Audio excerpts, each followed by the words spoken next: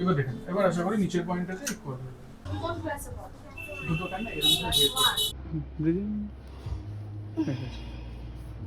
ওই কানটা একটু মোটা ছিল, বুঝতে কট করে আওয়াজ হলো তোমার। মোটা ছিল কেন? কান দুটো কানই আলাদা হয় আর কি। বলেছে বড় হয়ে আমি তোমার আর মায়ের নাম লিখবো। কালকে বলি না ডেভিড সংযুক্তা অত লিখতে গেলে তো তোর হাতই পুরো ভরে যাবে।